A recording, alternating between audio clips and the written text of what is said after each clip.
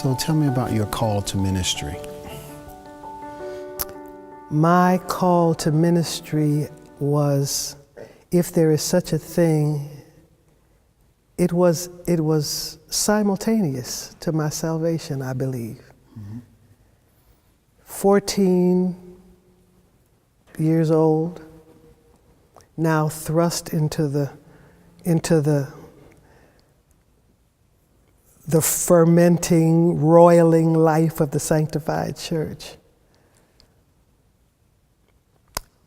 Immediately in this context where my elders said, "There's something on your life, little girl, but God doesn't use women." God is using you, baby, but God doesn't use women. But by the time I was 15 years old, and that's the time that I identify the hand of the Lord so heavy upon my life that even those who were my elders and who said God does not use women said we have to recognize that God's hand is on your life. And so in my denominational world, women were relegated to what was called the missionary track. And so at 15, I was a young missionary who was called to do the youth revivals, and who in the Baptist church, you would have called it your trial sermon. But at 15 years old, my, quote, trial sermon as a young missionary was presented to the church, and I heard the voice of the Lord saying, "Whom shall I send? And who will go for us? Here am I, here am I." And I identify that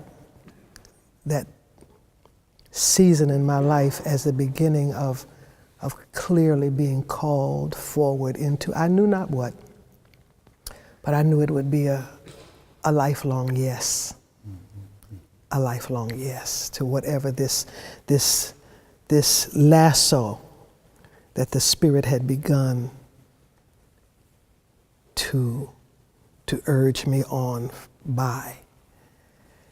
My call to ministry was at 15 years old. So do you remember your first sermon? I just said. And I heard the voice of the Lord saying. That was the first sermon? That was my first sermon. "Here am I, send me." I didn't know what that meant. But it was truly the kind of the directional push for the rest of my life, being sent into places that I had not read the fine print before I went. That was my first, at 15 years old, on the floor of the church, because of course I was not allowed into the pulpit. Right. And at that time, I learned something very early that, although placement matters and symbols certainly matter, and they send powerful messages to those who watch and see, I found out that when the hand of the Lord is on your life and your gift is authentic, I could preach from the bathroom with a mic on that I forgot to turn off, and God still moved among the people. So yeah, that was my beginning story.